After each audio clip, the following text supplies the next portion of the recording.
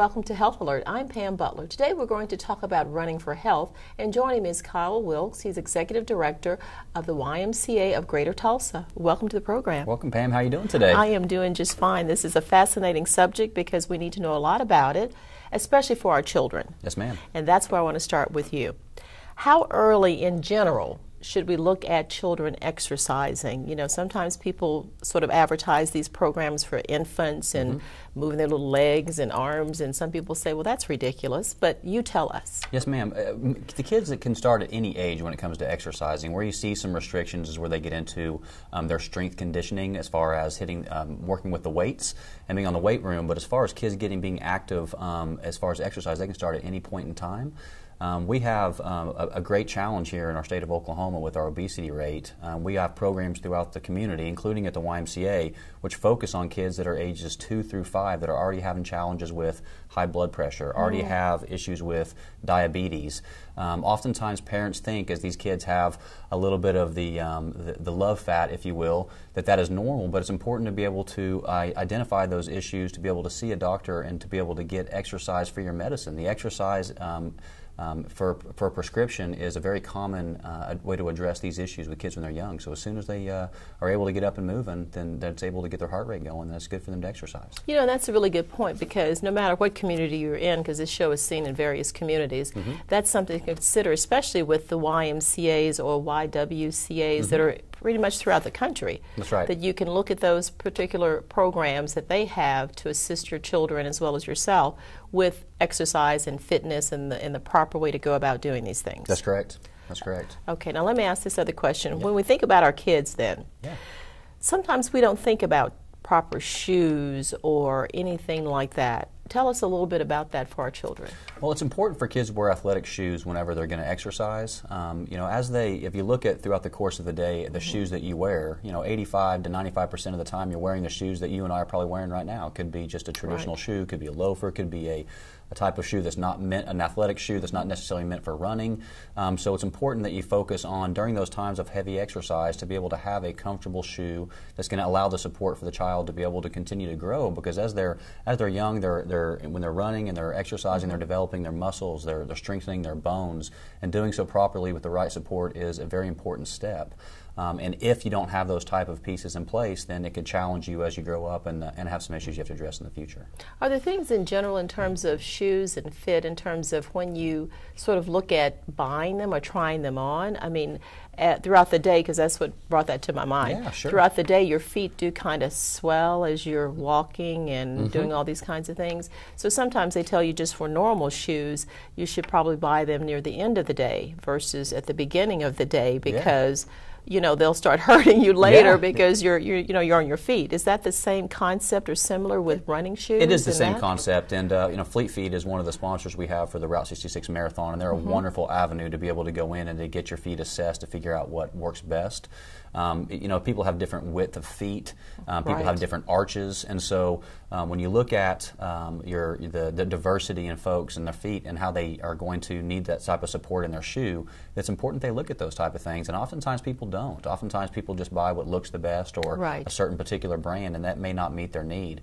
So I highly recommend, if you start to see some challenges, or even initially, be proactive. Go visit somebody like Feet, be able to get your foot assessment and put them in they'll help you to put you in the proper shoes, and that way you can be proactive in addressing some potential injuries you may have in the future. Right, and that's really important for our children, once again, because sometimes we think about that for the adult population, but for our children, sometimes we just think they can put on anything and they'll be okay. But we need to look at them the same way as we do adults, with proper support and fit and all those types of things. Because like you said, they're growing. They are growing. They have growth plates. They can have injuries that can be pretty severe for them in terms of their growth process. And if there's people that aren't in a position where they're able to have the luxury of going in to get those assessments, or they're not able to afford a certain type of shoe, then I would recommend just the flattest sole that they have possible to offer support both on the front and the back of their foot, and that would certainly suffice if that's the if that's the capacity for someone to be able to purchase shoes. So I don't want someone to not get into running because they don't have the ability to have either transportation to get to Fleet Feet or be able to have the means to be able to buy an expensive shoe.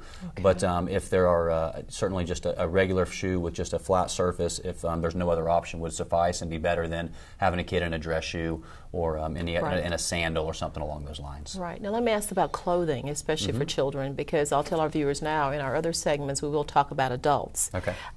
We have another guest for that. For children with clothing, now we think of looking really sort of decked out even when we're running. Yeah. So, but is there a better kind of thing? Because we may have on a nylon outfit or put our kids in nylon or polyester or not pay attention to what it is. Right. Are there considerations there in terms of what our kids should be wearing? Well, my first thought is always when it comes to taking care of the children in our communities to make sure that we have some level of risk management. And so having the color of the clothing that's a bright color, so pedestrians will be able to see them, traffic will be able to see them, the parent or the guardian or whoever's in charge of a particular program will be easily identify those individuals, the kids that are participating.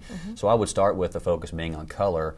Secondly is that it's just really seasonal. You know, I think that I would always make sure that you have the ability for the kid to be warm enough, if they're running in the winter. In the summer, it's really going to be about wearing thin clothes and about hydration to have that to support it. And I think if you just look at your weather and you look at the time of day that you're going to run, that you have a good feel of what the temperature is going to be, then you have a good idea what kind of threads to wear. And I think it's important that you stay warm to keep your muscles and your blood flowing. I think that any time that you run and that you're concerned about the temperature, that it's going to limit your ability and not give you the motivation you want to complete your run or your activity. Okay, let me ask you about an event that is held here in Oklahoma, in Tulsa, and draws people from all over the nation and maybe the world. Yes, ma'am. Yes, ma'am. As a way that people can look at getting their children involved, and they can look in their communities to see what kind of events are happening, of course. But the Route 66 Marathon, tell me a little bit about that in terms of children and what are the opportunities for children? We have, as far as the opportunities for children, we have a 1 mile fun run and we also have a 5K. Those are two different options you have. I mean, there's the half marathon, the marathon. That's traditionally not run by the children, but we want to focus on these shorter distances and the experience of running when it comes to the children. So if there's just a path that they run or there's just a finish line there and they do that by themselves or with their friends, and that's a fun activity. But what these events do is they bring an experience together where they bring the community together, they bring the kids together to be able to focus on their social skills. They bring mascots out and have a mascot dash, and each kid that finishes gets a medal. And so hopefully it's something that they're going to come participate in, be excited about, not only now, but also something they want to do in the future. I mean, the advantage of running for kids at this age is that it is developing the skill for a lifelong sport. There's wonderful youth team sports, and I highly recommend those. But as you get older, as you go through, then it's a little bit more elite in high school than in college, and obviously professionally. And some of the traditional sports and the football and the basketball and whatnot become recreational at best. So you don't have that same advantage or opportunities you do as your child in elementary schools, but in running, it's something you can always do. It's a lifelong sport, and if we focus on giving these kids a good experience and they enjoy the outcomes of the race and the fun runs, they're going to want to come back and want to continue to do these long term. And that's what's so good about the Route 66 Marathon is that if it's from somebody who just wants to do a fun run as a child or even as an adult go through and to run a marathon, it gives you that whole facet of opportunity. And also, I just want to recommend any families that are not currently involved with running, just come out and be a part of that experience. Grab your kids' hands, come out on that weekend, just watch what the kids are doing, maybe introduce them in that capacity, and then to be able to offer that support to them and start to prepare for the next year or next event. Okay, really quickly, let me ask you one thing. How young can a child be to participate in, like, the Route 66 Marathon? The ages? For the youngest, the very youngest. The training age that we have for age 5. When it comes to the fun run, you actually will see some kids that are younger than that. You'll see a stroller being pushed. You'll see a mom holding someone's hands. And so it's not always about the running. There is people that do walk through this just to go through the experience. And that family strengthening component is something we really focus on. We want to have the whole family out there, not just the kids. And so they can start at a very young age and get to the finish line. And then the other thing I like as we wrap up is that everybody gets a medal. Everybody gets a medal. That's right. Everybody gets absolutely. It's a participation medal. We want to recognize those folks that have accomplished their goals and have been a part of the event. Okay, thank you so much for joining me. Yeah, you bet, Pam. Appreciate your time. Please stay with us. We'll be right back.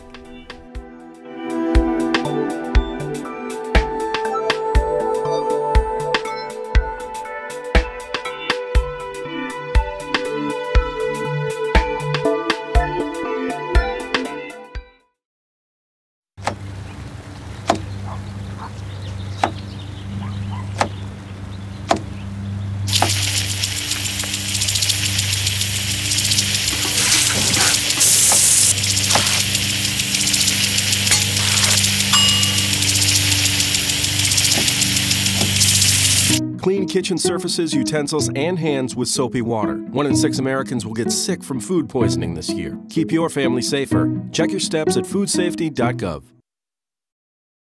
Welcome back. To continue our discussion looking at running for health, joining me for this segment is David Brennan. He is with the University of Oklahoma School of Community Medicine and Family Medicine.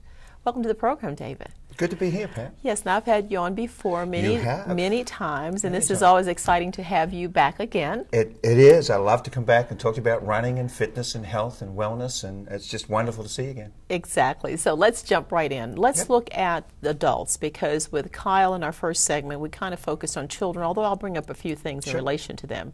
But thinking about adults, tell us some of the overall benefits of running, because sometimes, and running versus walking, how should we look at that? We do know our obesity rate, not only in Oklahoma, but throughout the nation, is pretty high.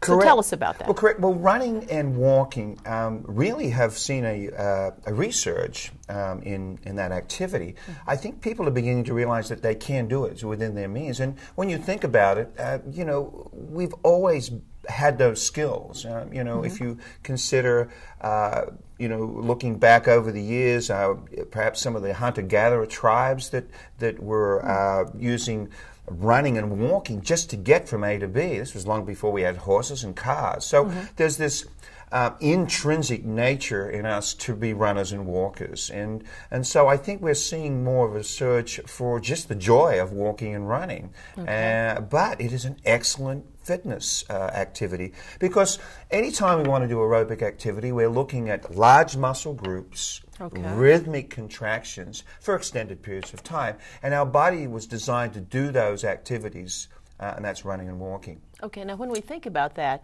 let me sort of overlay this with health issues or health conditions. Sure. What would be a consideration to make a person say, maybe I should engage in walking versus running? I mean, sometimes people will say, I'm an asthmatic, so maybe I should walk and never run. Or maybe I have diabetes, and based on how that's going to affect my insulin, blood sugar kind of combination, maybe I should do walking versus running. Or I have attention hyperdeficit, you know, to ADD or something like that. I should do running versus walking. Tell us, how do we consider? Excellent question. You know, I don't know where to start with that question, because there's so many answers to that. But first and foremost, you know, running brings with it some inherent risks. So we need to consider those first. The fact that running, anybody who runs, there's a 40 to 70% chance that they could be hurt in any one given year. So I think combining walking and running, even if you think yourself as a runner, is a great idea. Certainly starting a walking running program would be the way to go, and not starting off and becoming a marathon runner instantly. So gradual progression, so that you change the ratio, the amount of time you spend running and the amount of time you spend walking over time. Now, you need to be very much aware of that if you're put on a few extra pounds, or if you have arthritis, that walking would probably be a better activity for you. But we do know, with arthritic conditions and obesity, if you have you know, a hypoglycemia, if you have diabetes or you're pre-diabetic, that walking and running can really impact those conditions. So there's a threshold. There's certainly a threshold for intensity. We would like to see people to get about 150 minutes a week of walking or running at medium to low intensity. But we would also like to see them once a week do a little high intensity work. We'll say 20 minutes, they can go out and do a little bit higher intensity.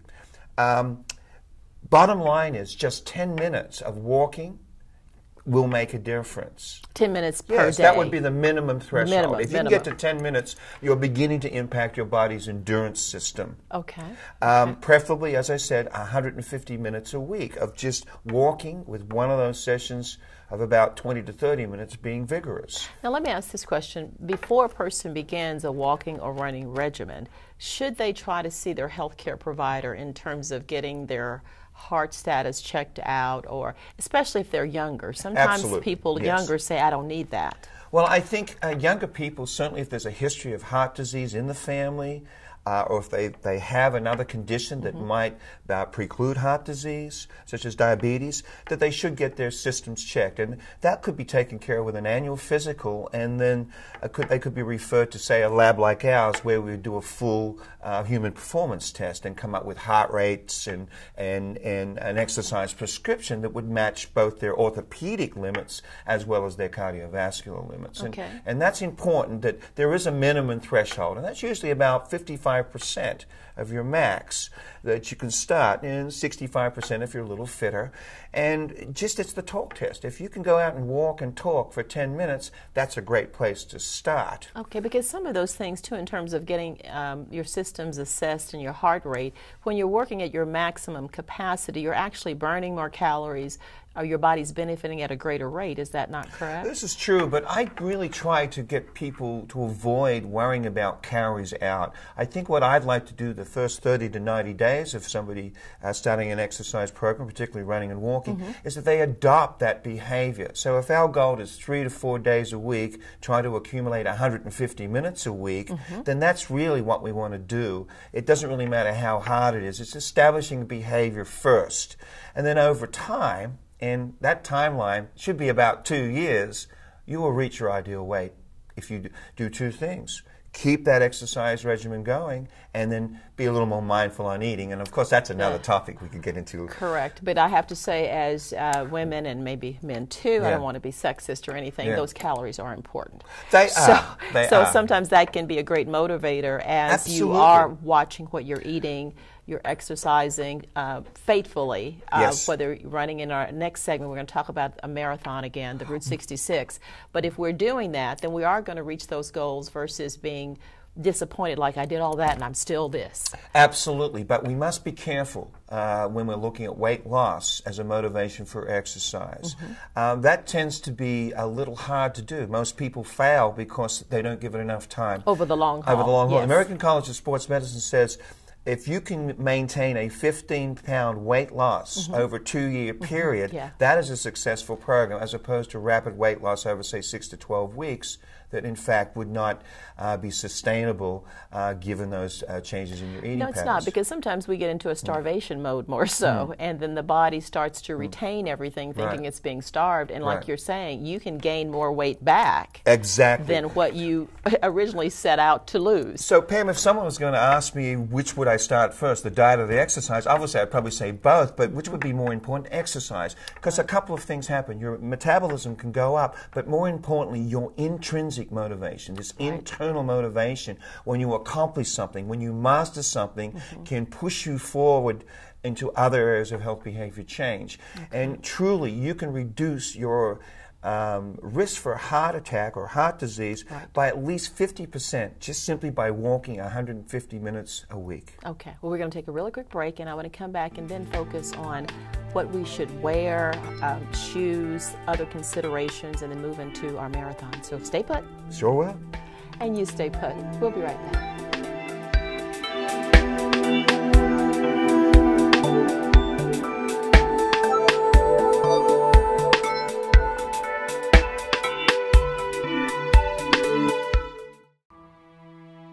In 1977, in Johannesburg, South Africa, an 8-year-old boy picked up the game of golf from his father. By the age of 9, he was already outplaying him. The odds of this gentle lad winning the Junior World Golf Championships at the age of 14, 1 in 16 million.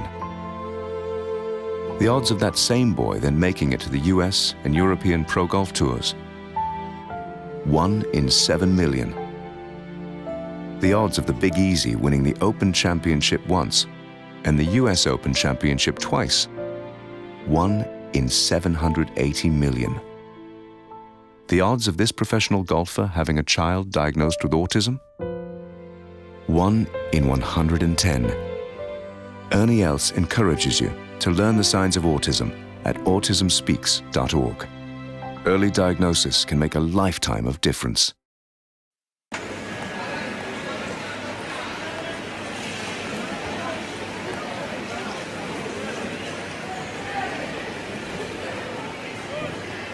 Every day, thousands of people suffer from sudden cardiac arrest.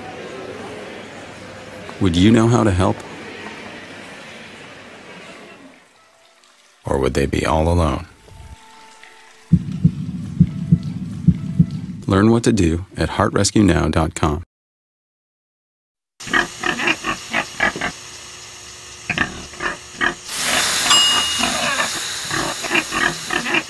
Cook foods to the right temperature using a food thermometer. 3,000 Americans will die from food poisoning this year. Check your steps at foodsafety.gov. Welcome back. To complete our discussion, talking about running for health, joining me again is David Brennan. He's with the University of Oklahoma School of Community Medicine in Family Medicine.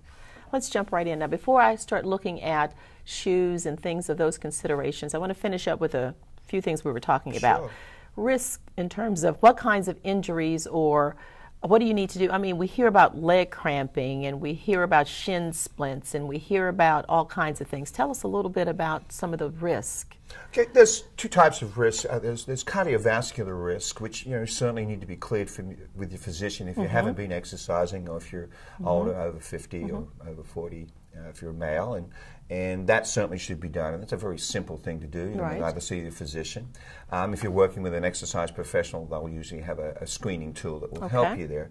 And then there's orthopedic risk, and that's one that sort of is a little bit sort of under the radar there. People don't really realize that they need to be very careful on how they load their body up.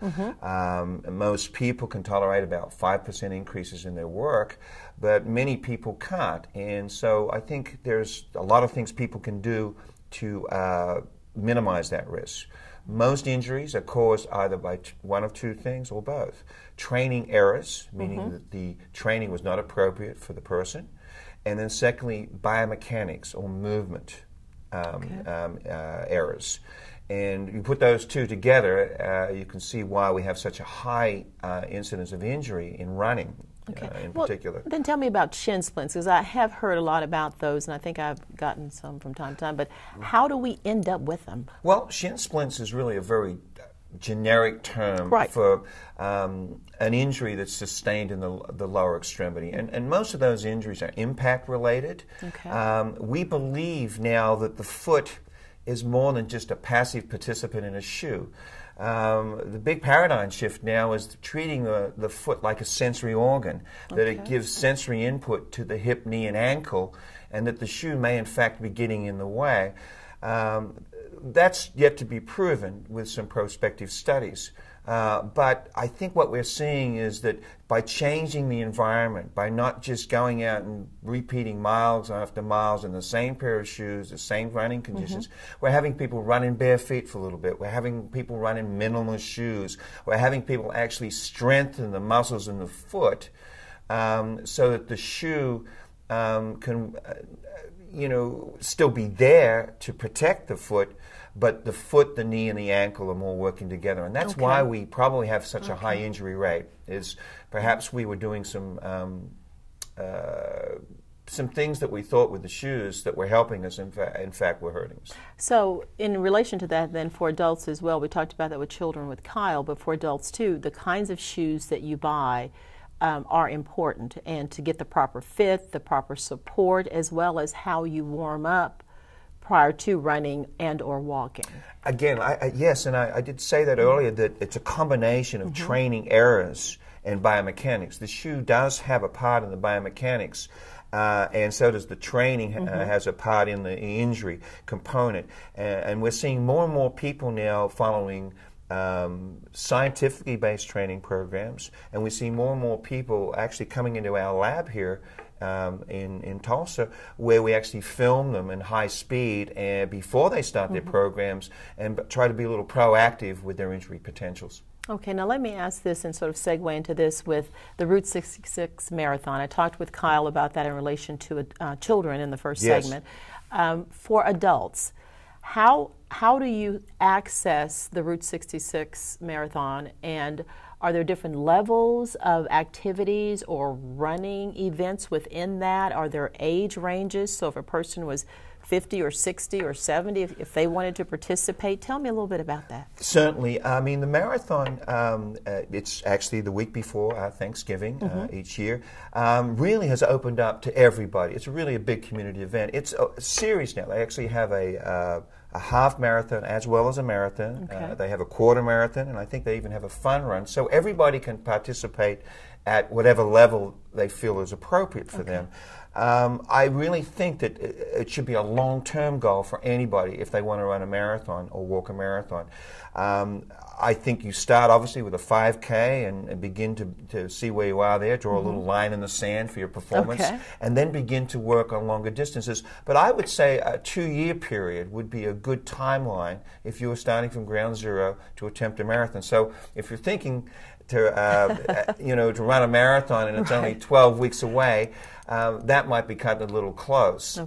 So definitely the marathon would be a wonderful way to motivate yourself long-term wise. Remember I mentioned earlier that for really to establish a successful weight loss program, you need to maintain that weight loss for a couple of years. And so if you had a marathon goal in a couple of years, that may be just what you need to couple all those activities together. Okay, really quickly too, in the marathon, do they have walking portions of it, or is it always just running? There will be a sizable proportion of the marathon participants there that will run and walk. And walk a sizable portion of it. There are a lot of different ways to do this. Walk a mile, run a mile. There's a lot of different combinations. So you'll see people walking. And there's nothing wrong with that. I think marathons now have opened up their finish time so people can really enjoy this. There's really no competition. Most people are going into the marathon or the half marathon just to finish. So that takes a little bit of the pressure off. And I think that's a wonderful, wonderful goal. Okay, and within the marathon, because people think about, I only have a few seconds here, but people think about hydration and issues such as that. Should you make sure you're paying good attention to your hydration status and, like I say, your overall health going into a marathon, because sometimes we don't drink water or other things like we should. So to make sure that's all a part of your training process. Exactly, and there's so much great information out there now, more than we ever had. But I mean, the information there is very, very clear that you certainly don't want to do some things suddenly before you haven't tried before. But what's so nice about training for a marathon, it does get you focused on fuel, because you know you're going to need fuel to complete it, and your training gets you focused long term on changing those eating patterns and watering patterns. You become more interested in eating for fueling up the body rather than just for sheer enjoyment. But I can assure you, training for a marathon, you really get to enjoy your food. Okay, thank you so much for joining me, David, and helping us out. Anytime. Thank you. Well, that's our show. For Health Alert, I'm Pam Butler. I'd love to hear your questions, comments, or suggestions for future shows. Please write me at Health Alert USA, P.O. Box 50913, Tulsa, Oklahoma 74150. Or if you're on the email trail, please email me at healthalertusa@gmail.com. And also visit me on YouTube at youtube.com/HealthAlertUSA. And remember, talk with your doctor, make sure your health is in check for you and your children. Get involved and check out the marathon. Take care.